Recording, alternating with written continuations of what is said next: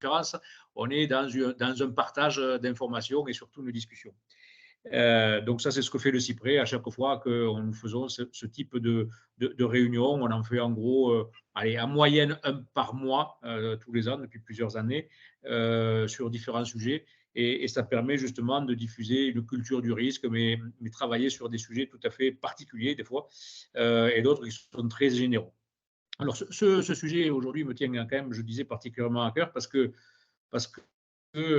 AZF, moi je l'ai connu avant, hein, je suis originaire de Castres, dans le Tarn, et j'ai fait mes études, d'abord je vois l'université de Toulouse Jean Jaurès, j'ai fait mes études au lycée Jean Jaurès à Castres, et j'ai fait ensuite une partie du début de mes études avant de venir à Marseille, je l'ai fait à l'université Paul Sabatier à Toulouse. Et, je ne sais pas, ça marche? Oui. Donc, je l'ai fait ça à l'université Paul Sabatier à Toulouse. Et alors, j'étais sur le campus de Rangueil une partie du temps, mais j'étais aussi pas mal en centre-ville, à côté de Saint-Michel, du Grand Rond, du Jardin des Plantes. Et je me souviens très bien, alors on ne parlait pas d'AZF, on parlait de l'ONIA. On parlait de l'ONIA depuis plusieurs années. Quand j'étais jeune, on parlait de l'ONIA. J'avais des cousins qui travaillaient à l'ONIA. Et quand, je me souviens très bien, quand arrivé à Toulouse, il y avait des journées pendant le début de l'hiver ou au début du printemps où il n'y avait pas trop de vent, de la brume. On sentait quelque chose qui nous piquait un peu le nez et on disait, ah mais ça, c'est l'ONIA. C'est l'ONIA. C'était pas très loin de la ville et suivant les vents, quand il y avait très peu de vent et un peu d'humidité, ben les vapeurs ne partaient pas et on sentait cette odeur-là un peu piquante, un peu âcre et tout le monde savait très bien que c'était l'ONIA.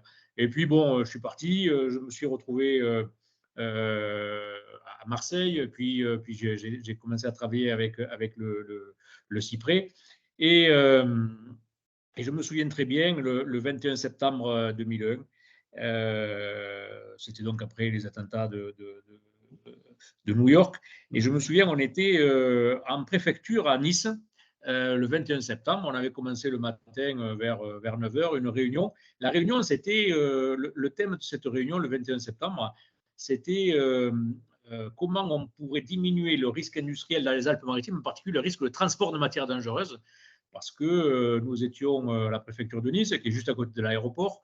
L'aéroport est alimenté par des camions parce qu'il n'y a pas de pipeline qui arrive jusqu'à l'aéroport de Nice. Et les camions partent du Var, du site de Puget-sur-Argence.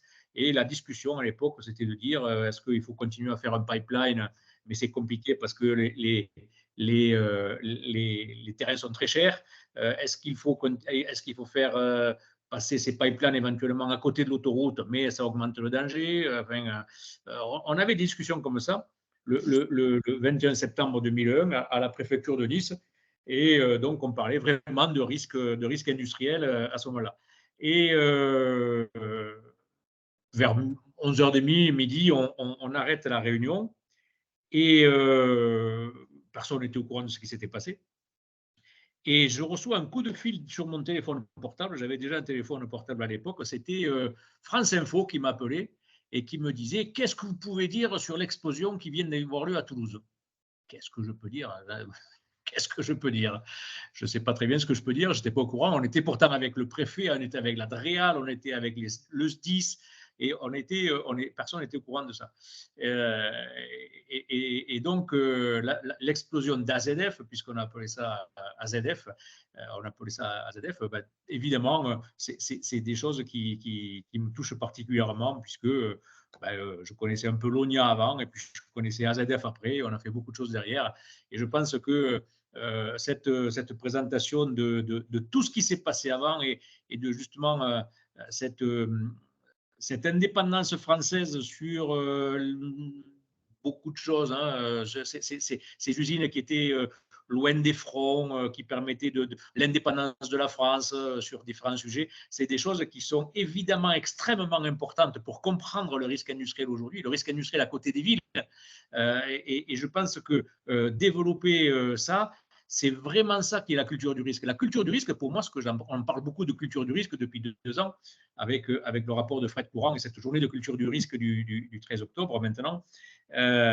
Pour moi, la culture du risque, c'est apprendre le pourquoi et le comment et qu'est-ce qu'on doit faire si jamais il se passe quelque chose. Je me souviens très bien quand mon grand-père me parlait de l'ONIA, il avait été chauffeur à l'ONIA à l'époque pour distribuer des produits et il me disait attention, c'est dangereux, il ne faut pas s'approcher, il ne faut pas fumer quand on est dans les camions.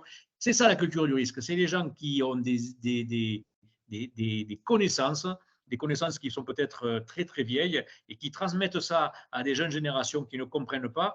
Et aujourd'hui, avec cette culture du risque, on peut justement dire pourquoi c'est là.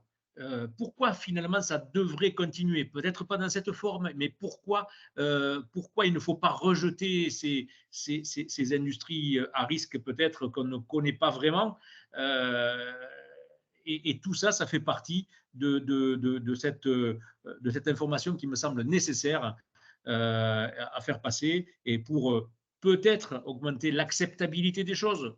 Je ne veux pas être trop prétentieux là-dessus, mais en tout cas qu'on puisse comprendre et qu'on sache quand même que des événements tels que ce qu'on a vécu le 21 septembre 2001, c'est des choses que personne ne souhaite et qu'il existe beaucoup, beaucoup de réflexions, d'études, de moyens, de techniques, d'abord pour l'éviter et quand il y a quelque chose pour essayer d'avoir le minimum de conséquences. Donc moi, ça m'intéresse beaucoup ce genre de choses et c'est pour ça que j'ai été très heureux. D'abord, j'ai acheté le bouquin très, très vite et je suis très heureux de pouvoir donner la parole à la personne qui l'a écrit, qui va nous expliquer certainement tout ça. En tout cas, j'espère qu'on aura ça.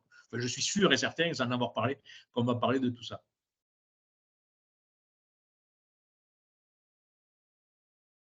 À vous, je vous laisse la parole. S'il y a des réflexions, Jean-François, ou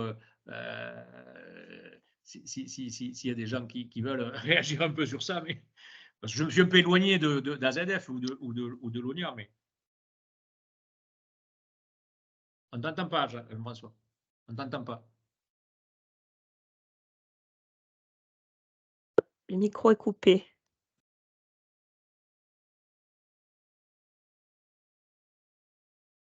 Je peux le réactiver.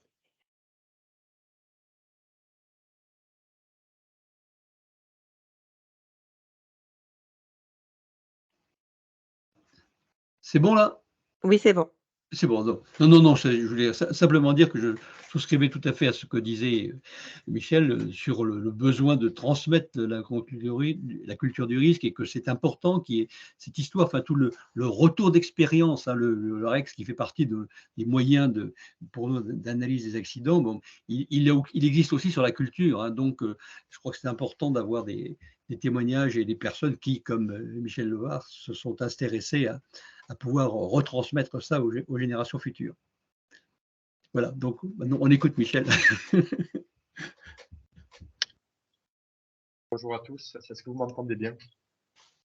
Donc encore, je tenais pour commencer donc déjà à remercier le CIPRE qui par l'intermédiaire d'Elodie Paya m'a convié pour pouvoir faire cette présentation. Alors j'ai bien évidemment beaucoup de choses à raconter, à dire, donc n'hésitez pas à me faire signe ou à m'interrompre s'il y a des questions. C'est avec plaisir que je m'arrêterai et qu'on pourra faire un petit peu cette présentation. Enfin, je suis prêt à ce que cette présentation soit revue, corrigée, au sens que je ne vais pas forcément la faire en entier.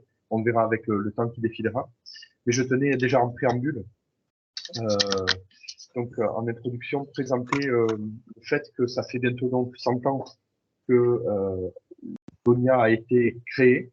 Et en tant qu'ancêtre AZF, cette usine est devenue tristement connue pour sa fin tragique, mais c'était en réalité une usine déjà très connue des Toulousains, puisque c'est l'usine qui a marqué la véritable entrée de Toulouse dans l'ère industrielle, à une époque où, à part la poudrerie nationale qui avait été bâtie pendant la Première Guerre mondiale et qui avait surtout été énormément agrandie, Toulouse était une ville surtout industrieuse, avec beaucoup d'artisanat, mais pas d'industrie lourde, ou quasiment pas.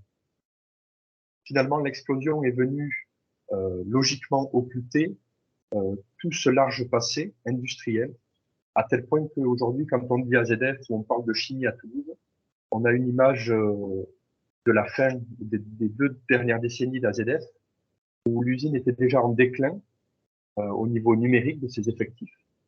Je rappelle que l'ONIA, au début des années 50, c'est 3500 salariés à Toulouse, à peu près 4000 à l'échelle française, puisqu'il y avait quelques tout petites succursales en France. Et l'ONIA est restée la plus grande usine de Toulouse jusqu'en 1953, avant que l'aéronautique, avec la société, la SNKZ, puis ce qui va devenir Sud Aviation, viennent supplanter en importance le pôle chimique toulousain.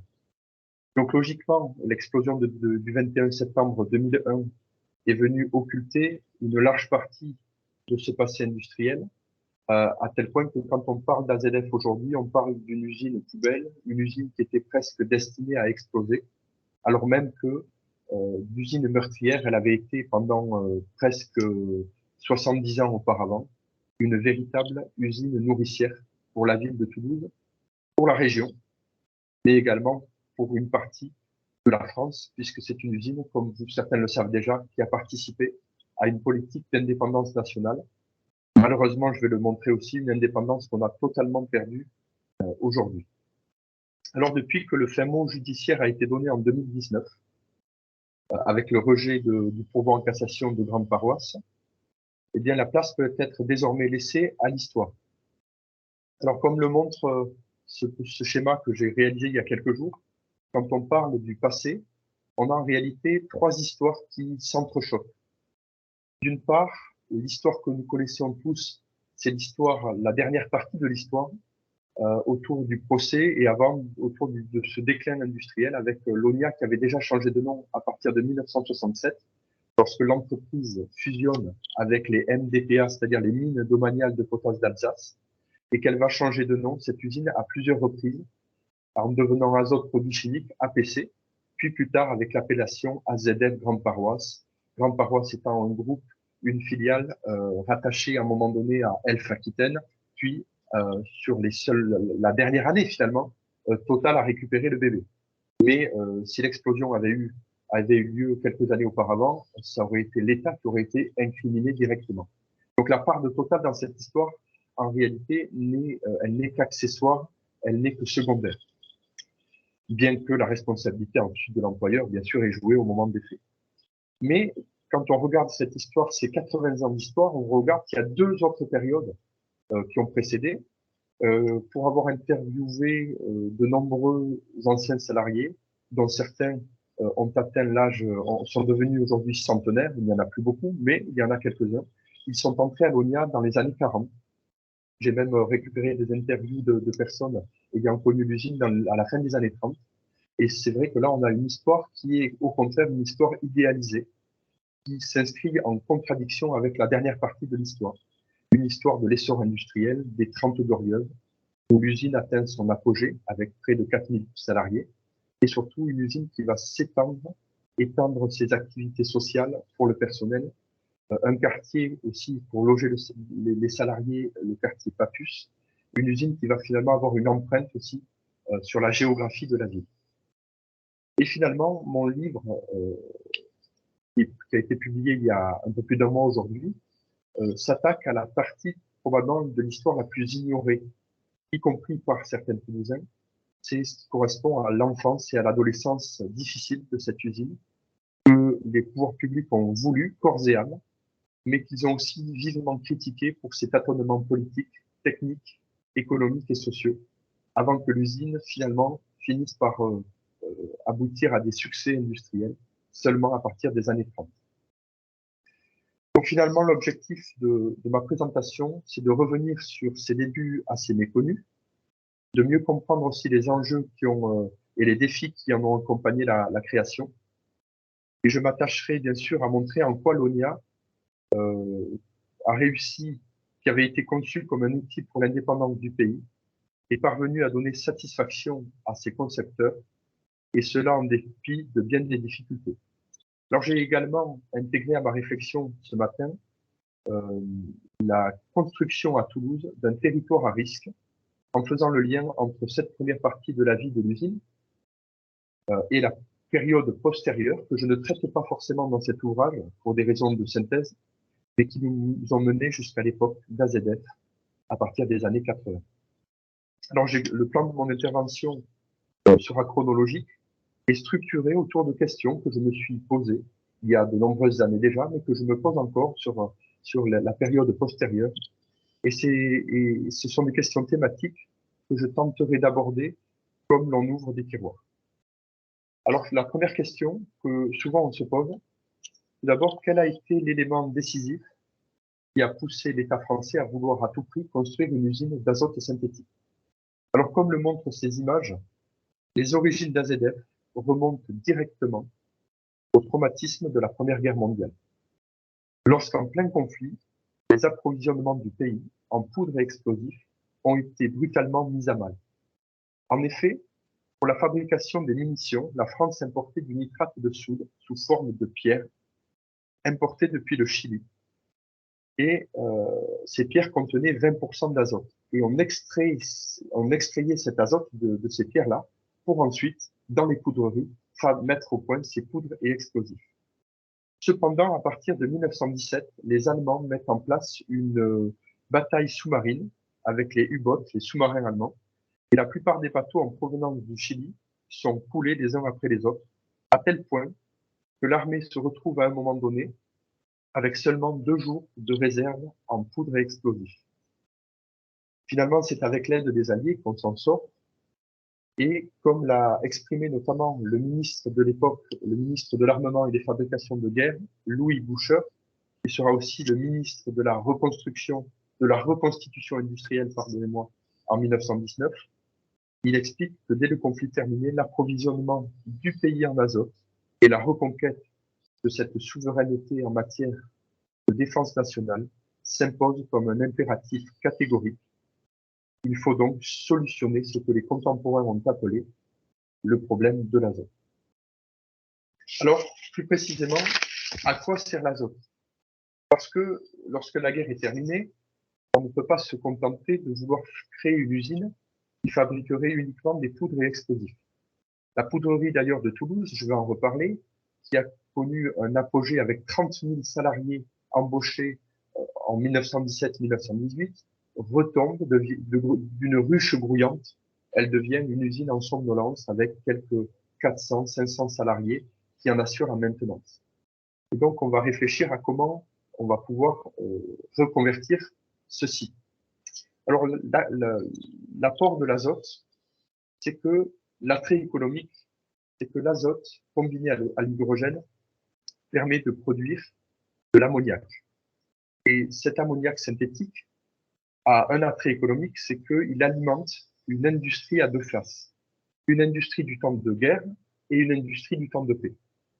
Donc, comme je le montre dans la partie en vert, l'encart en vert, donc l'intérêt pour les engrais azotés se justifie pas seulement pour la souveraineté militaire, mais aussi pour assurer en temps de paix la souveraineté alimentaire du pays. En 1922, on voit effectivement qu'on a ici une urgence à moderniser l'agriculture française. En effet, en France, le kilo d'azote par hectare labourable est extrêmement faible. On est à 3 kilos par rapport à l'Allemagne qui en est à 8, ou encore des pays plus petits comme la Belgique qui en est à 17. De plus, au sortir de la guerre, on constate que le déficit d'azote est croissant, puisque la production de l'industrie privée s'établit autour de 15 000 tonnes. Alors en réalité, parce qu'il y a eu aussi des dégâts, hein, l'Allemagne a occupé 1/5 du territoire, mais on va dire qu'on peut monter, après une restauration, une reconstruction, autour de 30 000 tonnes d'azote potentiel, alors que la consommation va aller croissant. Et donc, on a un déficit d'azote considérable. Et donc, pour pallier à ce déficit d'engrais azotés et moderniser l'agriculture, il va falloir donc s'appuyer sur une nouvelle technologie. Et cette nouvelle technologie, je le montre ici, c'est que l'Allemagne, à partir de 1913, réussit un tour de force. Et c'est la raison pour laquelle l'Allemagne va réussir pendant 4 années, presque 5 années, malgré le blocus allié, à se passer des importations chiliennes et à être autosuffisante en matière d'azote, à la fois pour son armée et pour son agriculture, grâce aux procédés mis en place par le chimiste Fritz Haber et le dirigeant de la BASF, qui deviendra l'IG Farben, Karl Bosch. Alors, sans vous faire un détail sur le procédé, c'est que l'ingéniosité de ce procédé, c'est qu'il va réussir à capter l'azote dans l'air, qui est présent à 78%. Donc, on a un azote inépuisable, qui ne coûte plus rien, et qu'on va pouvoir le capter dans l'air, le combiner à l'hydrogène et fabriquer cet ammoniac synthétique. Aussitôt le conflit terminé, l'État français réussit, comme le montre cette photo, à occuper les usines de la Ruhr, notamment à Ludwigshafen, où on a donc ces usines de la BASF. Le problème, c'est que on n'arrive pas à percer les secrets de fabrication allemands. On récupère le procédé Haber gratuitement à l'issue du traité de Versailles, mais cela ne suffit pas. Et pour cette raison, l'État français décide le 11 novembre 1919, un an jour pour jour après l'armistice, d'acheter pour 25 millions de francs les tours de main, c'est-à-dire les savoir-faire, directement à la BASF. Et vous avez ici la première page du contrat original qui a été signé entre l'administration militaire française et la BASF. Donc ça veut dire que les ingénieurs allemands s'engageaient à aider la France à mettre sur pied une usine de 100 tonnes jour, ce qui est énorme, c'est 10 fois plus que ce qu'on faisait en France à l'époque, et donc d'aider les Français à créer sur leur propre sol une usine d'ammoniac synthétique. Mais le problème qui va diviser la France, c'est où doit-on implanter cette usine? Et ça nous amène à la question suivante. Pourquoi avoir retenu Toulouse comme lieu d'installation de la dite usine? Si on regarde bien la carte, ici, on a effectivement la répartition de la consommation d'engrais azotés à l'époque en France. Donc vous avez le point rouge qui représente Toulouse. Toulouse est située dans une région déshéritée, une région massivement agricole, mais une agriculture qui reste faiblement modernisée à l'époque. Finalement, les régions ou les départements qui consomment de très très loin le plus d'engrais azotés sont situés dans les régions du Nord, la plaine Picarde et la plaine de la Beauce et le long des pays de la Loire.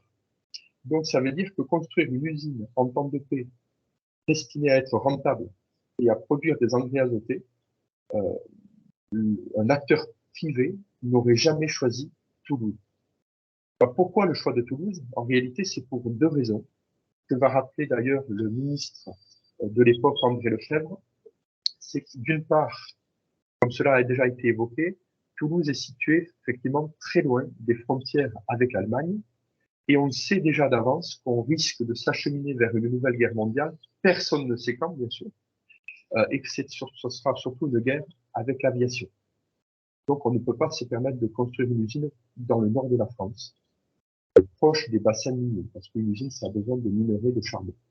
Donc c'est un premier handicap. Mais effectivement, si on pousse la réflexion un peu plus loin, rien n'obligeait l'État français à installer une usine à Toulouse. On aurait pu choisir Angoulême ou une région située un peu plus au nord. Donc finalement, le ministre André Lefebvre l'explique lui-même.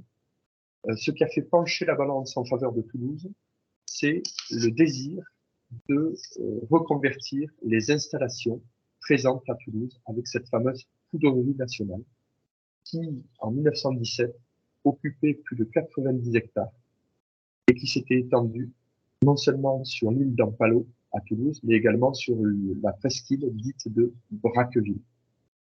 Donc on voit effectivement que toute la partie en noir là sur la carte montre comment s'est étendue cette poudrerie pendant la guerre avec 30 000 salariés. Et donc, on a un consensus à l'échelle toulousaine, le gouvernement plutôt de gauche, radicaux de gauche et les socialistes, avec Albert Bedous, le futur président de la République, qui le sera en 47, le député maire Vincent Auriol, vont pousser avec leur collègue Léon Blum à l'Assemblée pour mettre sur pied un projet de société nationale d'azote à participation ouvrière. Finalement, l'usine va être créée mais elle va être créée, on va le voir finalement, ça sera un office national industriel, ça sera une usine juridiquement hybride. Je vais y revenir. Alors, quelle est la particularité juridique de cette usine? Eh bien, on a, comme l'a exprimé l'ancien maire de Toulouse, Albert Bedouce, à l'époque, c'est une usine bâtarde. Pour quelle raison? Parce que c'est la première entreprise publique créée depuis la Révolution française avec des capitaux publics à 100%. Elle est bien à l'État. Mais elle va être soumise à la concurrence avec l'industrie privée. À l'époque, on ne comprend pas ce choix, puisque soit on crée une usine d'État, elle instaure un monopole, hein, comme les tabacs, les allumettes, soit on confie plutôt la gestion d'une usine, quand bien même elle est fût-elle d'utilité publique. À l'époque, on faisait des régimes de concession. Or, pour la raison de la localisation, l'industrie privée n'a pas voulu racheter la convention signée avec la BASF pour des raisons économiques et craignant que l'État ne soit peut-être un actionnaire trop imposant. Donc Saint-Gobain, Péchinet, Kuhlmann, Pierrefitte sont autant d'usines privées qui vont refuser et qui vont construire leur usine de leur côté. Donc l'État se retrouve lui-même en fait à devoir se faire industriel, mais pour que le Sénat puisse valider la proposition de loi du gouvernement Poincaré à l'époque, Poincaré qui est de droite, qui est libéral, mais qui veut honorer ses promesses de campagne, c'est doter le pays d'une usine de 100 tonnes de jour, capable de solutionner le problème de l'azote. Et finalement, on a un compromis un peu contre nature, où 99% des députés vont voter ce statut à contre-cœur, mais ils vont le voter une usine publique, oui. Donc, d'un côté, vous avez les gens de gauche qui critiquent cette création en disant que l'État se fait capitaliste comme le privé. Et de l'autre côté, vous avez les libéraux qui disent « Oh là là, encore une usine, un État qui intervient sur le marché, qui va encore gréver les finances publiques, parce qu'on pense que l'État est nul quand il fait de l'industrie, il dépasse ses devis, etc. » Donc voilà ce que ça donne. Donc on a bien une usine qui respecte le statut industriel et commercial. Et pour être sûr que l'État fasse bien son travail, on dote le conseil d'administration à moitié d'administrateurs publics et à moitié d'administrateurs privés qui représentent les différentes parties du marché, les sociétés d'électricité, les sociétés fournissant le charbon ou encore les sociétés des grandes coopératives d'achat agricole. Et enfin, on va avoir une conséquence aussi pour le personnel toulousain qui ne jouit d'aucun statut protecteur de fonctionnaire ou d'agent de l'État. Il est soumis au droit commun, comme s'il était embauché par le privé. Alors, maintenant, concernant son installation à Toulouse, avait-on conscience de la dangerosité des activités liées à l'azote et comment s'est passée son insertion sur le territoire toulousain? Alors, il faut préciser que Toulouse a été familière depuis plusieurs siècles auparavant des explosions. En effet, la poudrerie nationale, qui avait été créée, c'était une manufacture à l'époque de Louis XIV, elle avait été créée dans le centre-ville de Toulouse, sur le quai du Toulouse. Il se produit entre 15 et 20 explosions entre 1700, les années 1700 et les années 1850, faisant entre 3 et 10 morts à chaque fois. Et suite à notamment l'explosion de 1855, la municipalité toulousaine va ordonner le déplacement de la poudrerie sur la presqu'île d'Ampalo, cette tâche-là où il y a marqué nouvelle poudrerie. Donc, cette poudrerie est déplacée à quasiment 3 km du centre-ville de Toulouse et elle n'emploie à l'époque que 200 à 300 salariés. Donc, à partir de là, le pôle chimique est quelque part mis à part. Mais on sait très bien qu'une poudrerie, ça explose. Alors, quand on va créer l'ONIA, eh bien, 3 années auparavant, il ne faut pas oublier qu'il y a eu une énorme explosion en Allemagne. L'explosion dévastatrice qui s'est produite dans l'usine d'Opao de Ludwigshafen, l'usine de la BASF sur lesquelles, vous savez, on a monnayé les savoir-faire. Donc, les Français savent très bien qu'on a une industrie à risque qui est soumis d'ailleurs aux enquêtes Komodo et Incomodo qui avaient instauré Napoléon Ier en début des années 1800. Et cette explosion à Ludwigshafen, il faut préciser, elle fait 561 morts et elle détruit 80% des villes alentours.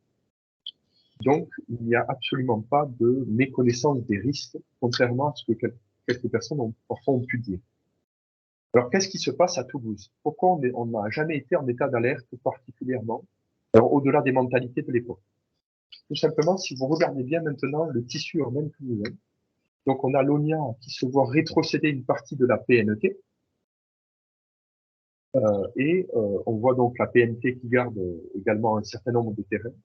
Mais si vous regardez bien la légende, la zone d'habitat dense de Toulouse est quasiment inexistante. On a une usine qui est entourée de la campagne, excepté l'asile des aliénés de Braqueville, qui est devenu aujourd'hui l'hôpital marchand, et qui, lui, se plaindra à juste titre, parfois de certaines émanations d'hydrogène ou de gaz qui peuvent de temps en temps irriter les yeux. Mais on a une ville de Toulouse qui n'est pas du tout exposée à un risque excessivement grave, puisque l'usine est située en moyenne entre 3 km et demi et 5 km. Donc le centre-ville est à 5 km. Ce qui paraîtrait encore aujourd'hui un peu dangereux, mais qui pour l'époque, alors là, ne pose aucun problème. Alors qu'est-ce qui se passe ensuite dans l'entre-deux-guerres? Eh bien, dans l'entre-deux-guerres, la municipalité, tout en soutenant l'impératif industriel, met en place un plan d'urbanisme baptisé le plan Josely, qui contribue à isoler le pôle chimique, c'est-à-dire que si vous regardez les endroits avec des petits points, ça correspond à des endroits que la municipalité veut garder en espace vert. Donc la municipalité a bien conscience que ce site-là, c'est très bien si on le laisse à l'écart de la ville. Alors on n'est pas encore dans un contexte de croissance démographique très très importante, donc la municipalité n'a pas en soi de pression urbaine très très marquée, donc on va se contenter donc d'un isolement relatif de ce pôle chimique.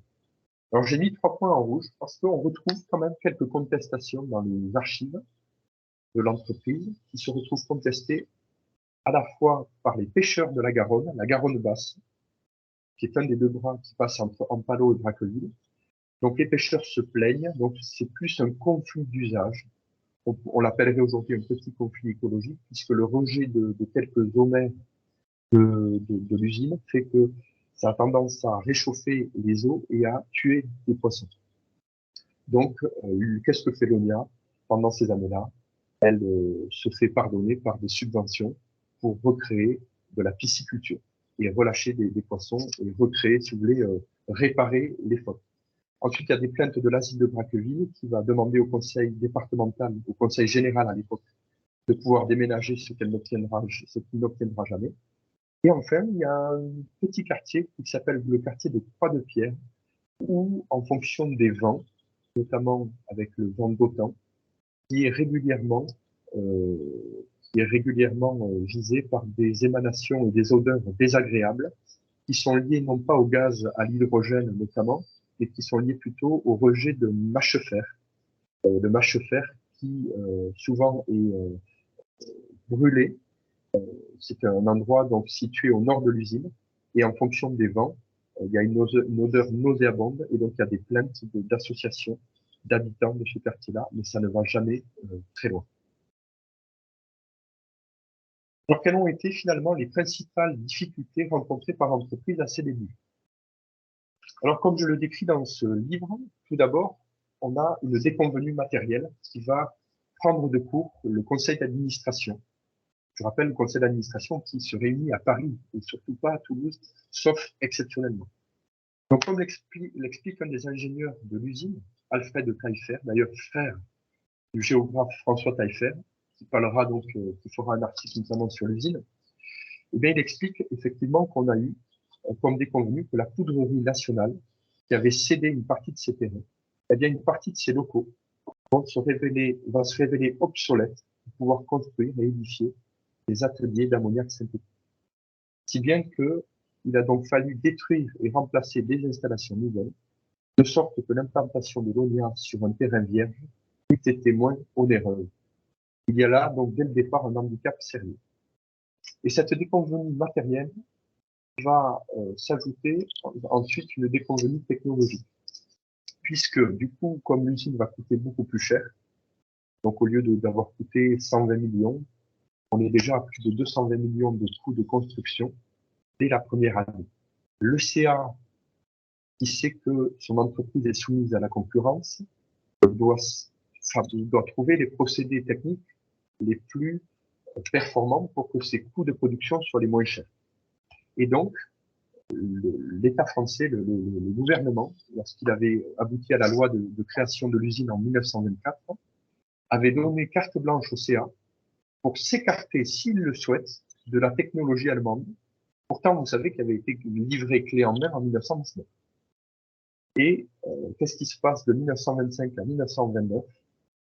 Une grosse erreur a été commise à l'office, puisque le général Patard, polytechnicien, mais aussi expert de l'azote à l'époque, qui a contribué à mettre en place de nouveaux procédés, donc c'est vraiment un grand scientifique, on ne peut pas lui enlever ça, mais il a été propulsé président du CIE. Et il va tenter un coup de force, puisqu'au début des années 20, la France occupe la roue pour mettre la pression sur l'Allemagne. Et les rapports franco-allemands, qui étaient déjà pas toujours simples, vont avoir tendance à être de plus en plus orageux. Patard considère que les Allemands ne veulent pas collaborer avec lui. On doute de la validité de la convention, puisqu'on doute de la volonté des Allemands de vouloir vraiment livrer tous leurs secrets technologiques. Et Patard propose d'intercaler plusieurs technologies. Donc, il garde une des technologies allemandes pour la fabrication de l'hydrogène, mais il intercale ses propres procédés. Alors, ce sont des procédés qu'il donne à l'entreprise pour un franc symbolique, pour la purification des gaz et la fabrication de l'azote. Et il se tourne aussi vers un procédé italien, qui est une imitation du procédé Haber pour la synthèse d'ammoniac. Sauf que son pari ne va pas porter ses fruits, puisque ces deux procédés vont mettre quasiment 10 ans avant de fonctionner. Si bien que l'entreprise va perdre 2 années et va finalement devoir revenir à la technologie allemande et revenir aussi au procédé Haber et va garder le procédé Casalet pour une usine et garder le procédé Haber pour un autre atelier. Elle va partager les deux. Mais donc l'entreprise va perdre 2 années et donc va accumuler d'énormes déficits pour cette erreur. Et enfin, l'usine a dû affronter une autre déconvenue au tout début, avant de corriger cela, une déconvenue en matière sociale, puisque Toulouse n'a jamais connu de très grosses industries. Et donc, c'est un bassin d'emploi globalement mal pourvu, avec une exception, sauf avec les écoles d'ingénieurs, puisqu'on avait déjà un institut de formation d'ingénieurs chimistes, d'ingénieurs agronomes et d'ingénieurs électromécaniciens. Ce qui fait que Toulouse est bien pourvu pour la haute maîtrise, plus les ingénieurs polytechniciens qui vont être recrutés depuis Paris. Mais excepté ça, effectivement, là vous avez un fourni confidentiel en réponse aux questions posées par le Sénat. Et le directeur de l'usine s'adresse à son président pour lui expliquer qu'il doit affronter un très fort turnover de la main-d'œuvre locale, qui est peu adapté à la grande industrie chimique. Et pour recruter 500 nouveaux ouvriers au moment où l'usine, ça y est, va être achevée, il a fallu embaucher 2775 personnes afin de pallier aux 2271 démissions qui étaient intervenues dans l'année. Donc, c'est tout un agencement du social qui a été très compliqué au cours des quelques premières années. Alors finalement, l'ONIA réussit à donner satisfaction à l'État actionnaire, mais il lui a fallu donc attendre la fin des années 1929-1930, lorsque l'ONIA est achevée. Même ses détracteurs reconnaissent qu'il s'agit d'une prouesse technologique, puisque je rappelle, c'est une usine qui fait 10 fois en capacité, elle est 10 fois plus importante que la deuxième usine du pays, qui est une des usines construites par Saint-Gobain à l'époque. Après, l'écart va se réduire parce que Saint-Gobain va augmenter ses capacités de production. Mais il y a là quand même des tâtonnements qui s'expliquent. Donc l'usine commence à produire à plein du sulfate d'ammoniac, qui est l'engrais de grosse cavalerie à l'époque. Et comme l'usine a perdu du temps, elle doit se concentrer sur l'engrais le plus consommé à l'époque. Sauf que sa mission n'était pas que de produire du sulfate d'ammoniac, c'était de produire aussi des engrais nitrés. C'est-à-dire que cet ammoniac, si vous voulez qu'il serve au cas où il y ait une nouvelle guerre, il serve pour produire des poudres et des explosifs, il faut qu'il soit oxydé et transformé en acide nitrique. Or, l'usine, pour des raisons financières, ne se lance pas dans la fabrication d'engrais nitriques pour le moment. Cependant, le premier succès est au rendez-vous, puisque l'ONIA s'impose rapidement comme le premier producteur français d'azote, avec 32% du marché national. Et il est à noter aussi que sa trésorerie, quand bien même elle demeure très fragile, l'ONIA n'a plus puisé dans le trésor à partir de l'année 1931 jusqu'à la guerre, et même bien après, dans les années 50, l'ONIA sera une usine non pas très rentable, mais une usine solvable. Ce qui montre que l'État, quand il veut, qui se montre volontaire, est capable comme il l'a fait d'ailleurs à l'époque, après, plus tard, avec l'aéronautique ou le nucléaire, est capable de grandes épopées industrielles. Alors, comment l'État s'est-il positionné à l'égard de son personnel ouvrier et a-t-il été un meilleur employeur que les industriels privés? Alors, dans ce livre, je m'attaque à un des mythes, si tant est que c'est un mythe qui perdure encore aujourd'hui, à savoir que l'on pense que parce que l'État serait employeur, il s'occuperait mieux, il aurait beaucoup plus d'attention pour ses salariés. Or, l'exemple de l'entre-deux-guerres montre tout à fait l'inverse. En réalité, le Sénat, avec Léon Perrier, qui a été le rapporteur de la commission des finances au moment de créer l'ONIA en 1924, pour contenter l'aile libérale du Sénat, et que la loi soit votée, l'office n'a point été géré comme une administration publique, mais comme une société privée dont l'actionnaire est l'État.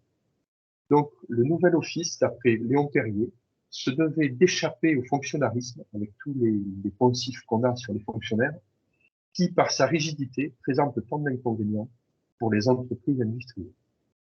Alors là, je vous montre un document sur les effectifs des employés à l'heure, c'est-à-dire les ouvriers, les petits personnels employés aussi, les sténos, dactylos, etc. Donc on voit que le premier apogée de l'usine en 1930, on a 2442 ouvriers embauchés.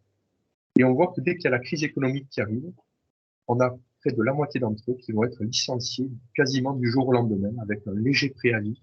Et encore, il a fallu que le maire de Toulouse, Étienne Billière, fasse des pieds et des mains pour obtenir du ministre des Travaux publics un petit préavis de 15 jours pour amortir la crise. Donc on voit qu'il n'y a pas de considération ou de protecteur particulier pour ce personnel. De plus, quand on voit les conditions de travail, à la fois dans les archives, mais même dans la Dépêche du Midi, à l'époque, qui est un journal qui n'a absolument pas la fibre sociale, eh bien on a des petites brèves qui montrent que l'environnement usinier est extrêmement accidentogène, au-delà même du fait qu'il n'y ait pas de politique de prévention des accidents avant 1929. Alors qu'en 1929, l'usine a déjà 2000 salariés. Et donc, je me suis simplement contenté au début de dépouiller la presse, donc la Dépêche du Midi, sur les 3 premières années de construction de l'usine. Et il est effarant de constater qu'à la fois pour les embauches, le personnel de l'ONIA ou les entreprises amenées à faire la construction, on a un nombre très important d'accidents et on a par année entre 3 et 4 décès, sachant que là, je ne vous restitue que les petites coupures de presse. Donc en réalité, on s'aperçoit que l'État social n'existe pas à cette époque-là, que les membres du CA n'ont même pas pensé en amont des procédures particulières de travail. Alors, contrairement à certains qui seraient tentés de dire que l'État patron ou les entreprises privées ne faisaient pas très attention, ce qui est vrai, il faut insister aussi que les ouvriers, très souvent, quand ils se blessent, sont aussi, dans certains cas, co-responsables des accidents. Par exemple, il est fréquent de trouver des ouvriers qui utilisent le chalumeau et qui refusent de mettre des lunettes de protection à l'époque. Sous couvert qu'il y a de la buée, que ça leur plaît pas. On a par exemple un ouvrier qui va réparer, dans les rapports d'accident de l'entreprise, on a un ouvrier qui répare une canalisation, il ouvre une canalisation et il se fait surprendre par un jet d'acide à, à fort débit et surtout avec un produit qui va le brûler, et il est marqué l'ouvrier ne portait pas de gants lors de son intervention. Donc on a à la fois une co-responsabilité entre l'employeur qui fait très peu de prévention à cette époque-là, qui recrute un personnel souvent quasiment jamais formé, et on a ensuite des ouvriers qui rechignent lorsqu'il y a des règles ensuite qui sont placardées dans les ateliers, qui rechignent parfois à les appliquer. Et cette sensibilisation aux risques et aux accidents va finir par se mettre en place progressivement dans les années 1929, 1930 et jusqu'au Front populaire. Donc voilà deux autres statistiques que je vous propose. C'est l'évolution du pourcentage des journées perdues par rapport aux journées de travail de l'effectif global de l'usine. En 1929, au moment où le directeur général s'aperçoit que l'entreprise perd quasiment 10% du temps de travail est perdu à cause des accidents. Eh bien, c'est à ce moment-là que l'employeur s'aperçoit de l'intérêt de mettre en place un service dédié à la prévention des accidents avec l'utilisation des outils statistiques. Alors 1934 est peut-être trompeur parce qu'il suffit qu'il y ait 3 ou 4 morts ou qu'il y ait des accidents de longue durée pour que le taux s'envole un petit peu. Mais on a ensuite une régression de ce pourcentage autour de 4 à 6% qui se situe ensuite au niveau des industries métallurgiques. Mais on voit quand même que la gravité moyenne des accidents à l'ONIA, la gravité moyenne, c'est pas lié aux explosions. Il y a très peu d'explosions dans une usine chimique, tout simplement parce qu'on sait que s'il y en a une, ça peut être la dernière. Donc en réalité, des explosions, des ateliers soufflés, on vous rend compte entre 4 et 5 en 20 ans. Ce qui reste, et à chaque fois, on a entre 0 mort et 2 morts. Donc on a très peu de problèmes liés à l'explosivité. On y fait attention comme la prunelle de ses yeux. Avec, je vais y revenir dans quelques minutes, on a une politique, une discipline de fer qui rappelle la caserne militaire et qui se justifie, d'après la direction, eu égard à la dangerosité. Alors, la gravité des accidents, on a en moyenne un accident, c'est 17 jours d'arrêt. Ça monte jusqu'à 28 jours en 1934, mais c'est lié au fait que les effectifs baissent avec la crise, donc la proportion d'accidents n'est pas forcément révélatrice sur cette année-là. Mais on a encore 14 jours en moyenne en 1938. C'est lié tout simplement à ce qu'on a 700 à 800 salariés qui s'occupent de l'entretien des machines. Et donc, en moyenne, on a énormément d'écorchures, on a des intoxications avec les gaz qui peuvent aboutir aussi à des comas. On a également énormément de pertes des salariés qui peuvent perdre un membre à cause justement d'un travail qui peut se révéler extrêmement dangereux pour le corps. Voilà. Donc c'est davantage les ouvriers d'entretien qui souffrent physiquement d'un travail harassant dans des températures parfois qui peuvent dépasser les 60 degrés dans certains ateliers dans lesquels ils interviennent. Également, la question sociale est très importante puisque pour éviter les accidents, donc, on a un véritable esprit de caserne et une discipline très stricte qui amène le directeur général à recycler le savoir-faire d'un ancien sous-préfet qui va mettre en place dans l'usine une véritable police d'usine avec une vingtaine de gardiens qui doivent tenir un registre un peu comme un tableau de chasse où on réprime tous les comportements ouvriers qui seraient un danger pour l'entreprise. Les saisies d'objets qui n'ont rien à faire là, dans une usine, les outrages, les fumeurs, les dormeurs, les viseurs. Alors vous voyez que dans la rubrique des dormeurs, vous avez énormément de gardes qui ont surpris des ouvriers. Pourquoi des dormeurs? Tout simplement parce qu'on a un service en 3-8. Énormément d'ouvriers à cette époque-là se font embaucher en 3-8 parce que le système en 3-8 leur convient à leur rythme de vie. Ce sont beaucoup d'ouvriers qui habitent dans un rayon de 10 km, qui viennent à vélo en moyenne ou à pied. et qui ont encore un pied dans l'agriculture. Ils sont souvent propriétaires d'une petite ferme. Ils veulent garder cette activité en plus d'un travail mieux rémunéré dans une usine chimique. Le problème, c'est qu'ils cumulent 2 journées et ont tendance à s'endormir, parfois sur leur lieu de travail. Et puis, on a également beaucoup d'abandon de postes qui montrent aussi une main-d'œuvre qui est encore peu adaptée avant les années 30 à une usine chimique qui a énormément d'incommodités et de nuisances pour des ouvriers qui sont habitués à ne pas toujours arriver à l'heure, qui veulent cultiver leur temps à soi. Et c'est là où, bien sûr, vous avez ensuite beaucoup de poncifs sur l'ouvrier méridional qui serait par définition indolent, qui serait très difficile à mettre au travail. Et bien sûr, les dirigeants, dans leur rapport confidentiel, en font leur chou blanc pour justifier les problèmes de main-d'œuvre. Sans bien sûr parler de la faiblesse des salaires et des conditions de travail aussi, qui quand même étaient extrêmement difficiles, même pour une usine chimique. Voilà pour le dernier élément sur l'aspect social. On voit également l'avant-dernier élément, il y en aura un ensuite, c'est que vous avez, voilà, j'avais pris 2 fiches du personnel, donc c'est ce qu'on trouve derrière les fiches, après la photo, la présentation. Vous avez toute la liste des sanctions qui pouvaient s'appliquer pour des ouvriers. Donc, vous voyez des ouvriers souvent en retard, qui souvent sont mis à pied. Donc, on a 4 jours de mise à pied, 8 jours de mise à pied, soit pour des fraudes au pointage, soit pour des gens qui sont endormis sur leur lieu de travail. Donc, 8 jours de mise à pied, ça veut dire, effectivement, on n'est pas payé pendant ces 8 jours. Voilà. Donc, on a quand même une répression qui est quand même très forte. Et surtout, le moindre avertissement ou le moindre écart dans le règlement intérieur se traduisait à l'époque par la suppression totale de la prime. Or, qu'est-ce qui faisait venir les ouvriers ou les agents de maîtrise à venir à l'époque?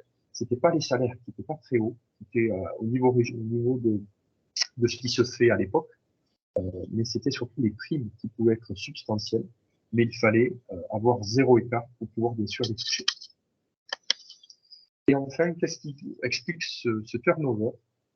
C'est que l'usine, au départ, avait prévu de mettre en place une politique sociale pour son personnel à l'image de ce qui se fait dans la grande industrie. Sauf que l'État, pour éviter les dépenses trop onéreuses, avait mis dans les statuts de la loi du 11 avril 1924, qui est la loi organique de l'entreprise, la politique sociale devra être financée sur les bénéfices de l'usine à 10%, qui est pas mal. Sauf que l'usine n'a pas fait de bénéfices pendant les 11 premières années de sa vie. Donc ça veut dire que la direction générale a dû trouver lui-même des fonds pour ébaucher des premières mesures sociales. Sauf que on a une véritable politique de rigueur budgétaire qui empêche la mise en place d'une politique véritablement paternaliste. Donc on a un système d'allocation sociale incitatif pour les chargés de famille, la création d'un club omnisport qui sera peut-être la plus belle réalisation à l'époque, qui va devenir le TAC, le Toulouse Athletic Club, qui est encore un club qui compte aujourd'hui à Toulouse, après le TFC. Et enfin, vous avez la création d'un restaurant pour le personnel, parce que les gens faisaient souvent entre 10 et 15 kilomètres pour venir à l'usine. Certains n'en faisaient peut-être que 5, tout dépend d'où ils venaient. Et pour éviter que pendant leurs 2 heures de pause, ils ne soient obligés de rentrer chez eux, on a mis en place un restaurant du personnel, avec des repas plutôt bon marché. Et enfin, on a également pour les ingénieurs un système de navettes, parce que la plupart des ingénieurs habitent le centre de Toulouse, par contre. Et enfin, on a une création d'un système d'assurance maladie et vieillesse à partir d'un an d'ancienneté. Mais ça reste bien mince si on compare aux grandes usines comme Saint-Gobain, Michelin, Schneider, mais qui sont des entreprises beaucoup implantées depuis bien plus longtemps et qui font davantage de bénéfices que l'on y a à cette époque-là. Donc, on a une entreprise qui a tendance à être une entreprise repoussoire au début. Et on est bien loin de l'ONIA, l'usine des 30 Glorieuses, qui propose un magnifique CE comme un peu Airbus aujourd'hui, ou Orange aujourd'hui. C'est une entreprise qu'on a du mal à apprécier à Toulouse au tout début, hormis pour, bien sûr, l'emploi qu'elle a. Un petit mot des réformes du Front populaire. Il y a tout un chapitre dans le livre que j'ai pas le temps de développer aujourd'hui. Finalement, la première embellie, qui sera de très courte durée à cause de la guerre et de la remise en cause des réformes sociales, c'est sous le Front populaire, donc en 1936, que sous la pression des grèves à l'échelle française, que le gouvernement présidé par Léon Blum va généraliser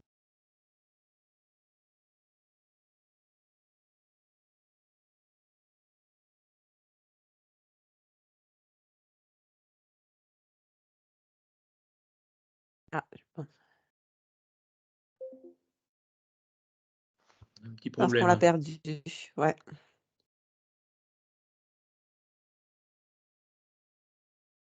Ah, oui, pardon, oui, c'est bon?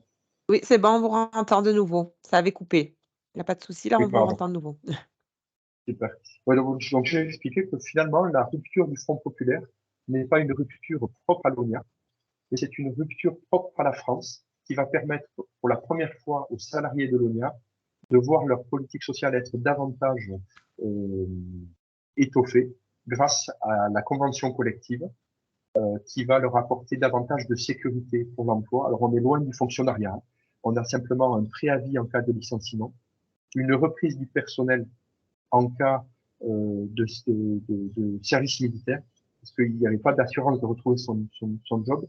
Et on a la création, pour la première fois, d'institutions de consultation qui inclut les représentants, les délégués du personnel, et qui permet notamment pour l'embauche, les apprentis, la gestion des apprentis, la gestion des conflits au travail, d'avoir davantage une parole ouvrière qui va être davantage écoutée, et ce qui va plaire à la CGT de l'époque, qui est un syndicat qui n'avait quasiment pas de place qui lui était dévolue.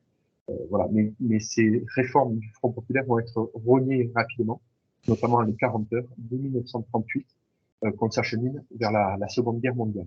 Donc finalement, la période de l'entre-deux-guerres est une période davantage de rodage, à la fois sur le terrain social, mais également sur le terrain économique. Je ne sais pas si le partage d'écran, j'ai des documents qui ne déroulent plus. C'est bon. Donc finalement, après des débuts compliqués, je m'arrêterai après cette question, comme ça on pourra peut-être s'il y a déjà des questions. Donc après des débuts compliqués, quels ont été les ingrédients qui ont permis à l'ONIA de s'imposer comme le leader de sa branche et d'obtenir ses premiers succès industriels?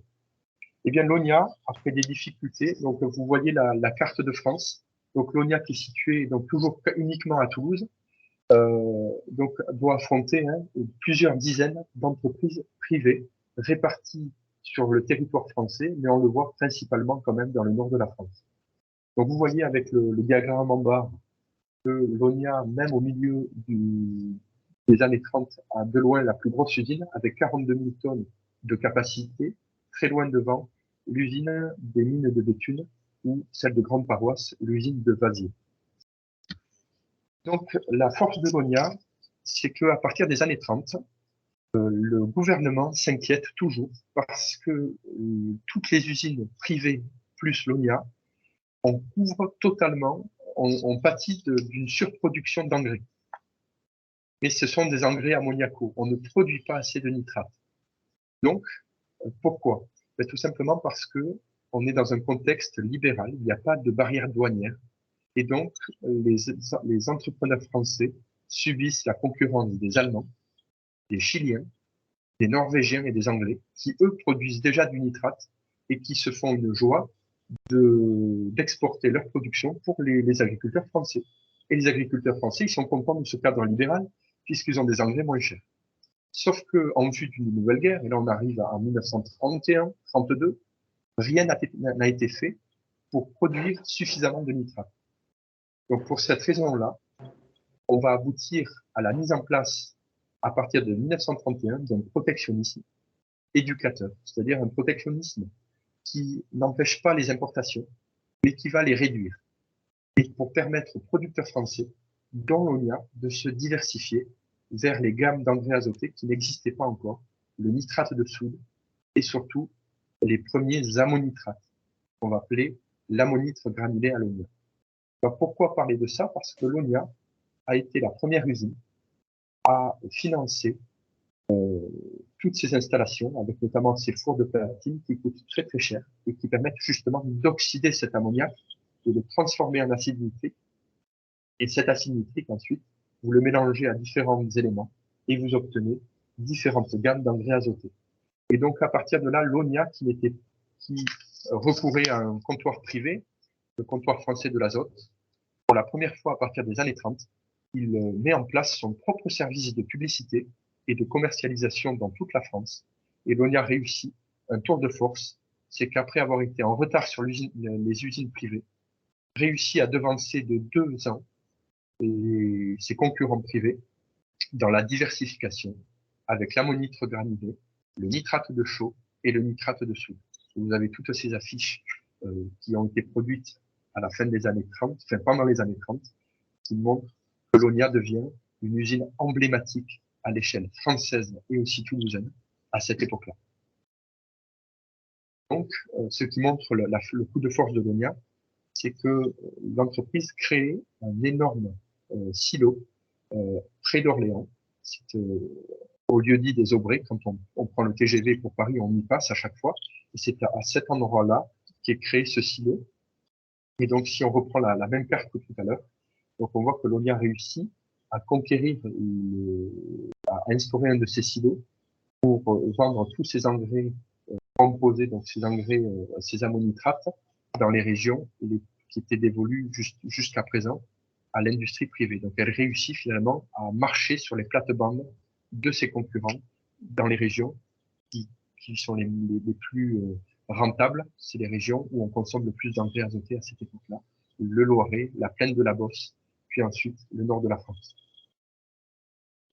Résultat, à la veille de la Seconde Guerre mondiale, l'ONIA réussit donc à exporter, à vendre à peu près un tiers de ses marchandises à plus de 700 km grâce à son service commercial. Et ensuite, elle se contente des 70% restants dans un rayon qui lui est davantage dévolu, qui est quasiment sa zone d'exclusivité, c'est-à-dire Toulouse et sa région pour 30%, et la première moitié de la France pour 41%.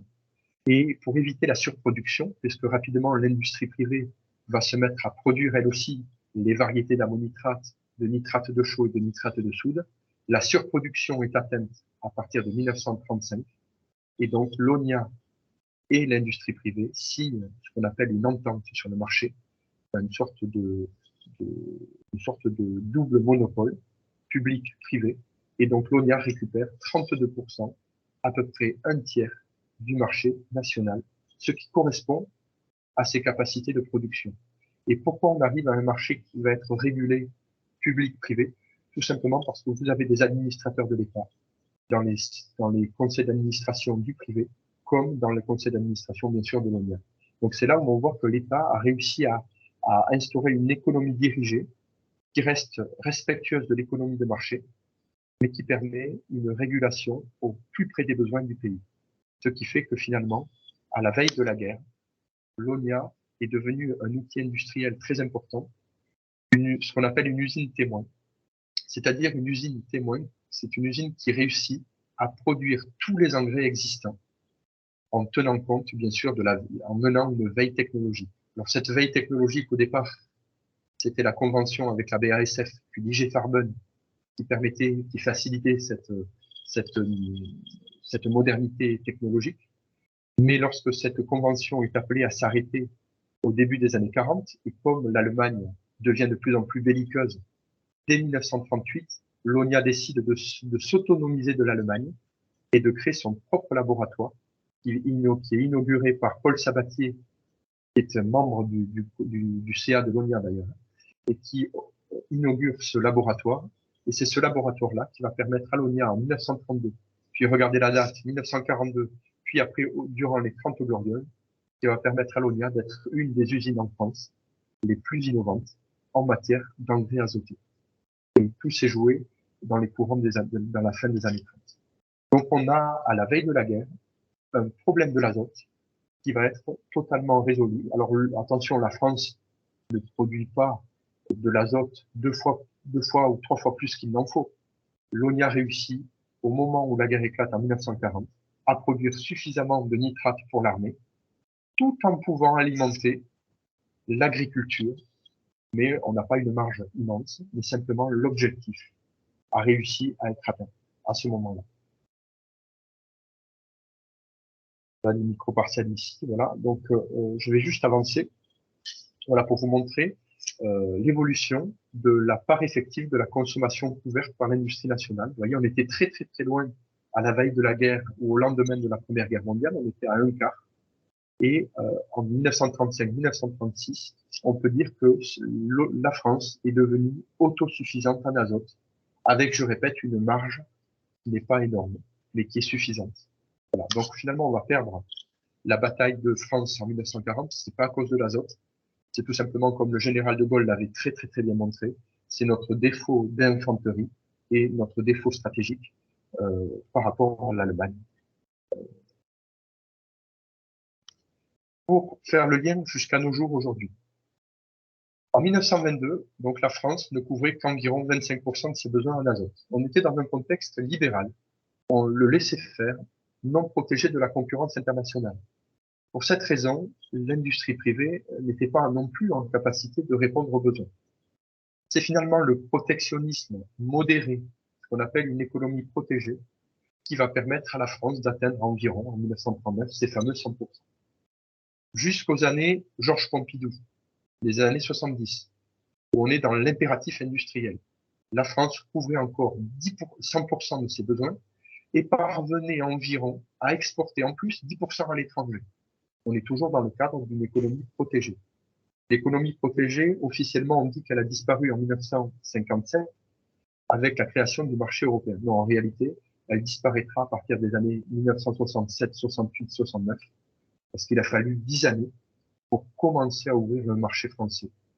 Et encore, Georges Pompidou fait partie encore le dernier président français à avoir tempéré cette politique-là. Puis ensuite, on arrive aux années Giscard d'Estaing, où on passe d'une économie protégée à une économie petit à petit qui va se libéraliser. J'ai bien dit petit à petit.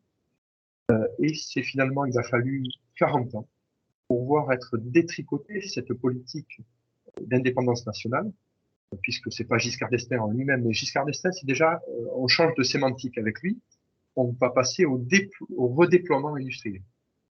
Donc tout ce qui n'est pas rentable, on va accepter petit à petit qu'il soit délocalisé.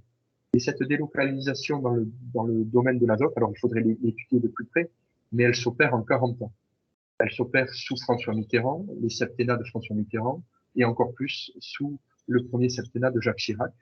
Et finalement, on se retrouve aujourd'hui, en 2023, à la case départ, puisque j'ai vérifié les derniers chiffres, on se situe environ, la France ne couvre plus que 28% de ses besoins, et elle importe massivement depuis la Norvège et les pays de l'Est.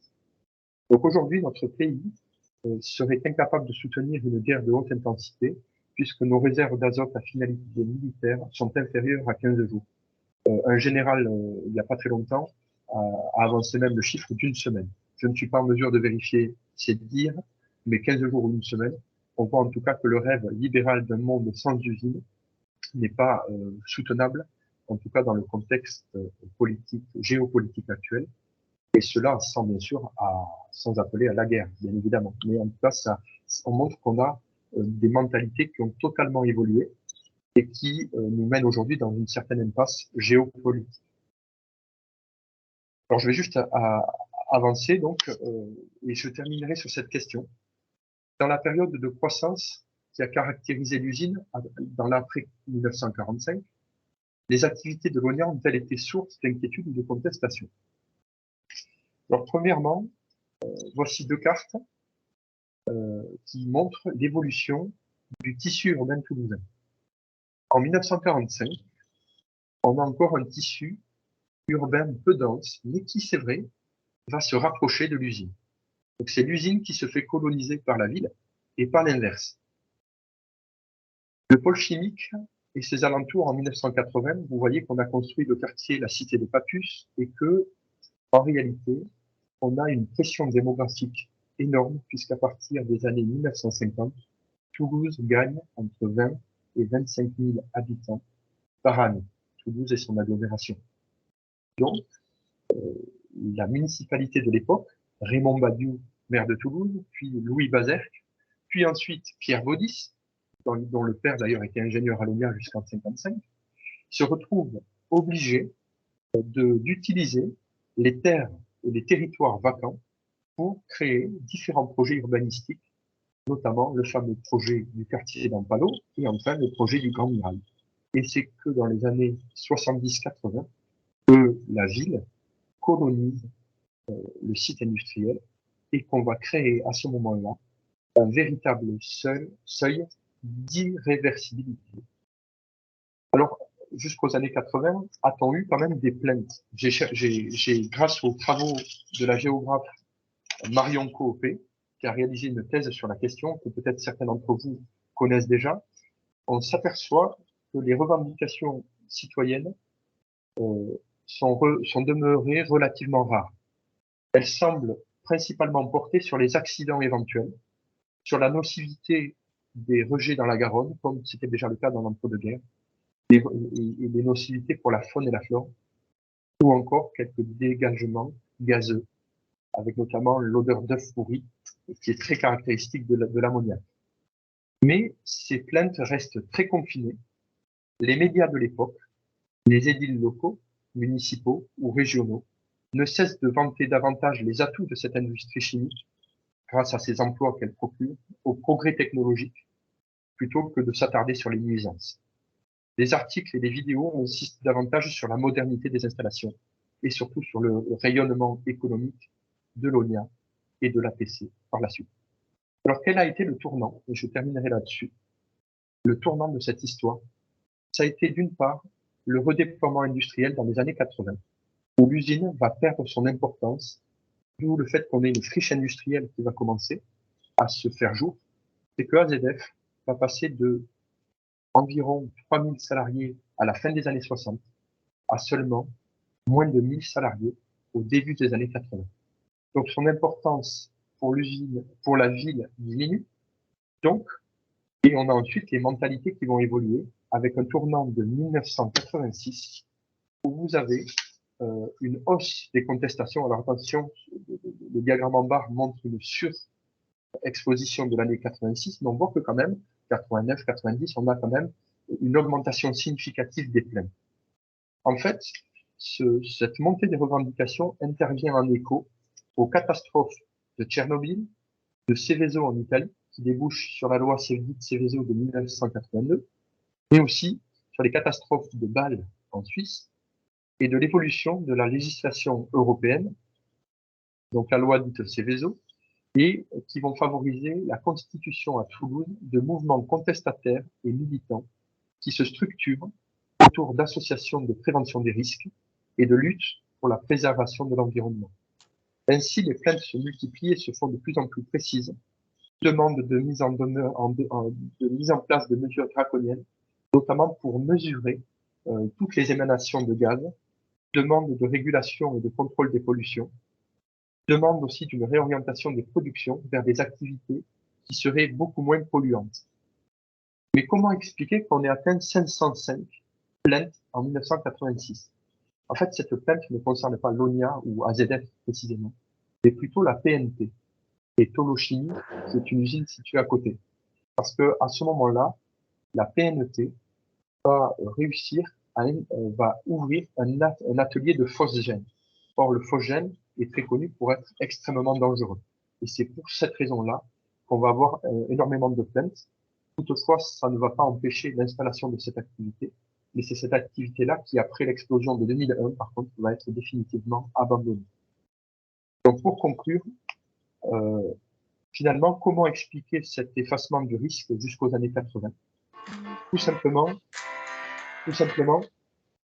c'est qu'on a, jusqu'aux années 80, les gens, les personnes fonctionnent d'après la balance bénéfice-risque. Les bénéfices liés à l'emploi, à la création d'une entreprise prospère, sont considérés comme supérieurs et comme valant le fait qu'on puisse prendre des risques. Et c'est tout simplement lié au fait que le risque industriel est vu à l'époque, tout comme les accidents, comme un mal nécessaire à la prospérité d'un pays. De plus, il faut comprendre l'importance des valeurs dominantes d'une société. Si l'usine AZF avait explosé encore en 1960, elle aurait été reconstruite, ou en tout cas elle aurait été relancée, sans qu'il y ait de débat dans la société. Et enfin, on avait aussi le problème du seuil d'irréversibilité. Quand la ville avait colonisé les pourtours de l'usine, le problème ne venait pas de l'usine, elle venait de la politique des édiles. Et c'est pour cela d'ailleurs que dans le procès d'AZF, sans vouloir rentrer dans les débats, parce que je ne suis pas spécialiste du procès en lui-même, mais c'est bien une partie des pouvoirs publics aussi qui ont été incriminés pour avoir laissé se faire la colonisation des pourtours de l'usine par la ville. Et quand on crée un seuil d'irréversibilité, il est très très très compliqué de revenir en arrière. Et c'est la catastrophe qui a ensuite permis de tourner une certaine page avec la reconversion d'une partie du site seulement vers les activités du cancéropole aujourd'hui. Voilà, je vais m'arrêter là. Je vous remercie de m'avoir écouté. Bien, écoutez, merci pour ça. On va laisser la place aux questions. Moi, j'ai juste quelques petites réactions tout de suite. Je pense que c'est un travail extrêmement intéressant et je vais me retourner vers Jean-François Raffoul. Je pense qu'on va peut-être réapproprier ça, le redire, le promouvoir, parce qu'on a à la fois de la géopolitique, de la prévention des risques, de l'aménagement du territoire, et il y a des tonnes de choses là-dedans qui, à mon avis, peuvent être réutilisées dans notre monde actuel. Je veux dire, je pense que la culture du risque, je reviens à ce que je disais tout à l'heure, c'est exactement ça, c'est-à-dire qu'est-ce qui a été bien fait, mal fait dans le passé et comment s'en servir pour faire mieux dans le futur. Et là, on a vraiment une vision qui nous permet d'élargir nos questions actuelles à la réalité de notre géopolitique du moment, quoi. Géopolitique, mais aussi prévention des risques. Parce qu'on voit bien que, enfin, vous l'avez dit tout de suite, là, l'usine aurait explosé en 1960, on aurait reconstruite. Aujourd'hui, n'importe quelle usine, dès qu'on prononce le mot Seveso, j'ai quelques exemples, je pourrais en refaire part, mais ce n'est pas le moment. Dès qu'on prononce le mot Seveso, aujourd'hui, il y a une levée de bouclier des territoires pour ne plus faire ça, alors que quelque part, les gens se servent des produits qui sortent de ces usines. On le voit bien, les engrais, évidemment, si on n'en a pas, c'est un peu compliqué dans les jardins. Mais les liquides vaisselle sont fabriqués à partir de produits extrêmement dangereux. Et c'est quelque chose que les gens ne comprennent pas. Donc la culture du risque est importante là-dessus. Je vais juste terminer par une petite anecdote quand même très personnelle. Il y a eu de l'information préventive autour de l'usine AZF. Enfin, il devait y avoir de l'information préventive. Il y en a eu, hein, je veux dire, je ne veux pas dire qu'il n'y en a pas eu. J'ai devant les yeux un article qui date du mois de juin. Exactement, c'est daté du 28 juin 2001. Et le 23 juin 2001, il y a eu une réunion du SPI de Toulouse à laquelle j'ai participé avec les gens de la DREAL de PACA. Cette réunion du SPI disait que, enfin, on avait travaillé un petit peu avant et lors de cette réunion du SPI, nous avions fait une plaquette d'information sur les risques industriels à Toulouse qui devait être distribuée et les industriels avaient fait un camion qui devait informer le public sur les risques industriels à Toulouse. Alors, il y avait la Soferti, beaucoup, parce qu'il y avait la Soferti, c'est une usine d'engrais aussi à Toulouse, qui posait problème. Il y avait le Phosgène, qui était, je ne me souviens plus comment elle s'appelle, l'usine, vous l'avez dit tout à l'heure, qui était là. Et je me souviens très bien qu'au mois de juin 2001, on avait dit que ce camion devait aller à la foire exposition de Toulouse, qui était au mois de juin, je crois, quelque chose comme ça.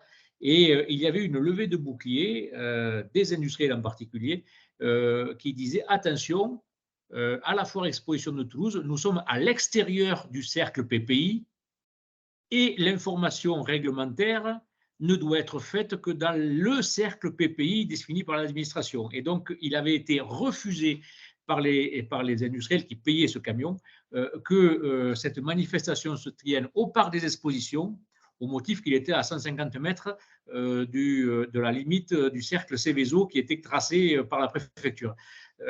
C'est assez surprenant quand même, mais je l'ai vécu, donc c'est quelque chose que…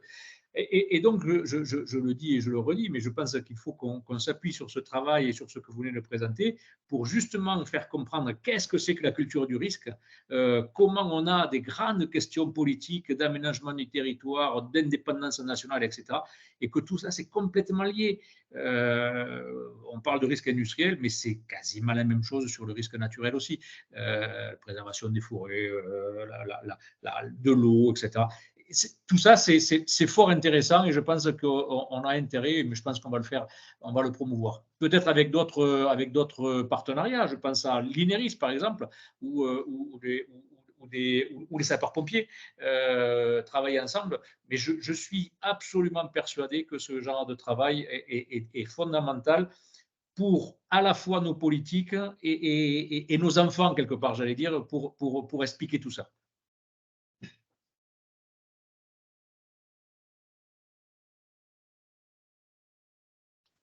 Juste pour rebondir sur ce que vous soulignez, c'est vrai que quand on parle aujourd'hui avec les gens de manière générale, c'est vrai qu'il y a rapidement une histoire binaire un peu qui s'est forgée. Alors plutôt à l'échelle locale, mais c'est soit on est pro-industrie, soit on est pro-environnement, etc. Il n'y a pas il manque souvent de la place pour la complexité des choses.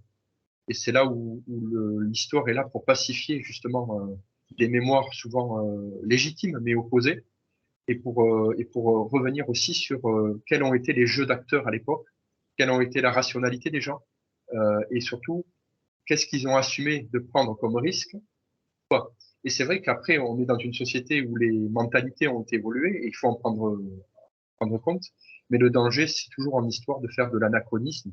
Parce qu'on pourrait se dire, oui, les années 60, c'était hier, oui. Mais en même temps, les mentalités n'étaient pas du tout les mêmes.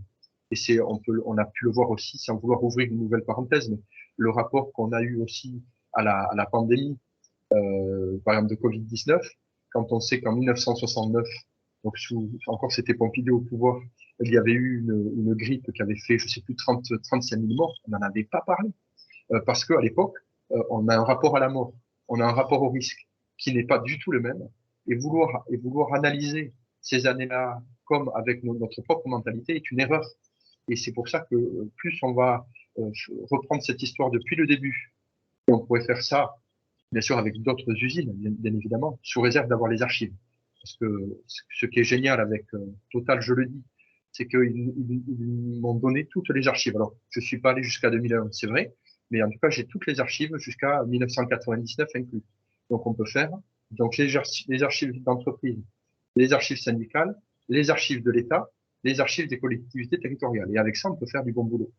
Et faire une étude de cas qui, je pense, permettra de faire des ponts avec les problématiques ensuite que vous rencontrez, bien évidemment, aujourd'hui. Bon, merci pour vos retours. Je reviens un peu, je vois qu'il y a Marilyn Martos qui est là. Tout à l'heure, j'ai parlé du SDIS, de l'INERIS, mais évidemment qu'il faut faire ça avec les industriels aussi. Évidemment que c'est quelque chose qui est absolument nécessaire aussi qu'on fasse ce travail ensemble parce que vous savez, j'ai l'habitude de dire que la France était un pays industrialisé et qu'en étant industrialisé, on avait pu conquérir le monde. Si on n'a plus d'industrie, c'est le monde qui va nous conquérir. Donc quelque part, il faut que l'industrie, évidemment, se saisisse de ça pour pouvoir dire oui, il y a eu des choses qui ont été faites, beaucoup, et c'est absolument important de le faire et de partager tout ça. Et donc, je reviens toujours sur la culture du risque, mais je vous laisse la parole, j'arrête de parler.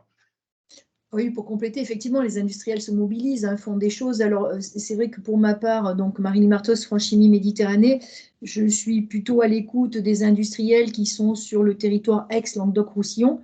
Et j'ai une collègue qui est plus en contact avec les industriels de Aix-Midi-Pyrénées, donc avec le cercle de Toulouse élargi, bien sûr. Mais on a des actions communes et l'an dernier, on avait fait une grosse demi-journée sur tout ce qui était prévention du risque, hein, avec l'intervention de tous les partenaires. Et on avait mis l'axe aussi sur les risques naturels ainsi que les risques technologiques. Et on continue, bien sûr, à travailler sur ces sujets. D'ailleurs, je remercie Monsieur Lopar pour sa présentation que j'ai trouvée extrêmement intéressante d'avoir un petit peu cette historique que je ne connaissais pas forcément aussi détaillée. Mais merci beaucoup. Et j'en ferai part à ma collègue de Toulouse d'ailleurs. Si j'ai vu que c'était enregistré, peut-être qu'elle pourra accéder au replay et ça pourra certainement l'intéresser. Elle n'était pas disponible. Je lui ai fait part de cette réunion, mais elle n'était pas disponible ce matin. Voilà. Bon, Jean-François Rafou, premièrement, merci à Michel Lopar pour cet exposé vraiment que j'ai trouvé très très intéressant et vraiment l'histoire participe et doit participer à la culture du risque. Alors j'ai une première question, c'est que bon comme Michel Lopar le dit certainement, donc suite à AZF s'est créé l'Institut pour la culture de la sécurité industrielle, l'ICSI, hein, dont l'objectif effectivement est de faire partager, de faire progresser la culture de la sécurité industrielle. Et je demandais, est-ce que l'exposé que vous voulez nous faire, il a été proposé ou vous le proposez à l'ICSI? Parce que je crois que c'est vraiment, serait vrai. En plus, ils sont issus des ZF, hein, donc je pense que ce serait vraiment important de pouvoir, lors d'une réunion ICSI, de pouvoir passer ça. Donc, est-ce que vous avez pris contact avec eux déjà ou... Vous m'entendez, Michel? Oui, Allô? Oui, c'est bon. Oui. J'avais pas mis mon micro. Non, j'ai pas eu l'occasion en fait d'entrer en contact avec eux. Donc, je serais en tout cas heureux si ça pouvait se faire, bien entendu. Ah non, Comme disait Marilyn, on va le proposer le replay parce que je suis sûr qu'il faut promouvoir ça. Alors, deuxièmement, des questions plus historiques.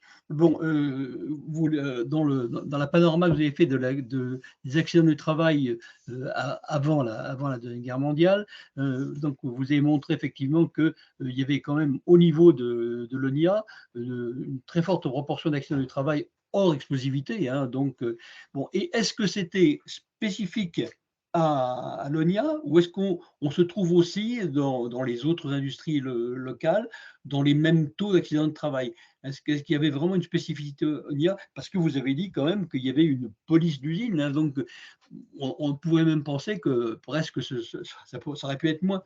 Donc est-ce que vous avez pu comparer donc l'ONIA et les autres? Merci pour votre question. Alors, c'est très compliqué à l'échelle toulousaine de comparer. D'une part parce que, à part la poudrerie, et encore la poudrerie n'a jamais dépassé beaucoup plus les 1500 salariés. Mais la poudrerie, les trois quarts des archives ont brûlé, ont disparu. Alors Airbus arrive plus tard, mais l'aéronautique c'est dans les années 30 et encore c'est pas le même. Donc on a très très peu d'archives d'entreprise et de sources de moyennes de comparaison. Et encore j'ai trouvé l'IUMM, les statistiques de l'IUMM qui concernent tous les métiers liés à l'entretien, parce qu'après l'ONIA, il y a aussi des métiers qui relèvent de l'industrie chimique à part entière. Mais ce que je dirais, c'est que probablement dans certains secteurs d'activité, je pense à la mine, etc., on a probablement des statistiques assez élevées. Je pense que concernant l'ONIA, c'est lié davantage à la période de rodage. Je me suis rendu compte que beaucoup par rapport à la pénurie de main-d'œuvre au début et au fort turnover, comme au manque de salariés, on a une formation qui s'opère sur le tas, surtout sur ces ouvriers-là. Après, on n'a pas pareil taux d'accident pour les autres catégories de personnel. Simplement, au départ, ce sont ces personnels-là qui sont de très loin représentatifs, en tout cas qui représentent la plus grosse proportion. Ensuite, on va avoir les délégués d'atelier à partir du Front populaire. Puis ensuite, après la légère dégradation qui est liée aux années d'occupation, hein, c'est-à-dire l'usine produit autant avec 800 personnes en moins, entre les prisonniers, le STO, etc. Donc résultat, on a après une nette amélioration dans la période des 30 glorieuses. Mais c'est vrai que l'ONIA a toujours eu la réputation d'être une usine syndinogène, c'est-à-dire génératrice de risques, et accidentogène, parce que en termes de statistiques, elle est quand même loin devant. Maintenant, c'est vrai que j'aurais bien évidemment aimé avoir davantage de comparaisons. Ensuite, pour la police d'usine, son rôle n'est pas en soi d'empêcher les accidents, c'est indirect, c'est de réprimer tout comportement déviant qui peut remettre en cause l'autorité. Donc, bien évidemment que de facto, si on surprend un ouvrier en train de fumer, on œuvre à réduire la proportion, la probabilité des accidents. Mais ensuite, il y avait vraiment une police qui est liée aussi, je l'ai pas expliqué, à la peur du communisme. Dans l'entre-deux-guerres, il y a un seul syndicat qui s'impose, c'est la CGT, donc les confédérés plutôt mouvance socialiste. On ne les craint pas particulièrement, c'est pas des gréviculteurs, ils sont revendicatifs, mais bon, de toute manière, ils n'ont pas énormément de prise par rapport à une direction qui a quand même les leviers, beaucoup plus de leviers qu'aujourd'hui. En revanche, on craint les cellules du Parti communiste, surtout depuis la scission dans les années 20. Et comme il y a la révolution bolchevique qui est arrivée qui s'est opérée depuis 7-8 ans, et on a peur que ce soit les communistes qui fassent exploser l'usine. Et donc, quand vous avez le service DRG qui font quasiment un rapport par jour, eh bien, on voit qu'il y a une peur parfois même qui est exagérée. Et cette police d'usine, elle est aussi liée à ça. Parce qu'on a une usine qu'on peut faire exploser si jamais, et donc les communistes voudraient peut-être le faire. C'est un peu une paranoïa aussi. Une autre question, bon, vous savez que malheureusement, ou heureusement peut-être aussi, l'évolution de la législation sur les accidents industriels évolue beaucoup en fonction des accidents eux-mêmes. Bon, et qu'après Toulouse et AZF, donc, il y a eu donc la préparation de la loi Bachelot, hein, qui en particulier changeait les choses en matière de maîtrise de l'urbanisme, puisque la maîtrise de l'urbanisme a été très critiquée, bien sûr, à l'occasion de l'accident de Toulouse. Bon, avant quand même la loi Bachelot, il y a eu quand même en 1976 une loi très importante, qui est la loi sur les installations classées, hein, qui est parue. Et est-ce que dans votre analyse historique, depuis la fin de la guerre jusqu'à l'accident de Milan, est-ce que on a vu quelque chose changer avec la loi de 76 sur les installations classées? Alors là, pour ma part, un travail a déjà été fait un peu là-dessus. Donc avec cette géographe Marion Coopé, alors qui aujourd'hui n'est pas géographe, elle n'a pas continué dans la recherche, mais sa thèse montre tout simplement que on a un renforcement des organismes de mesure, de contrôle, mais on est plus dans de l'information que dans une véritable restriction. C'est-à-dire que ce qui va poser problème, c'est l'installation de nouveaux ateliers à risque. Et le seul qui ait vraiment fait du bruit après 80, c'est avec Tolochini, il me semble, à vérifier, c'est le phosgène. Mais à part ça, l'ONIA va faire d'autres fabrications, l'ONIA APC, AZF, vers les produits chlorés, la mélanine, etc.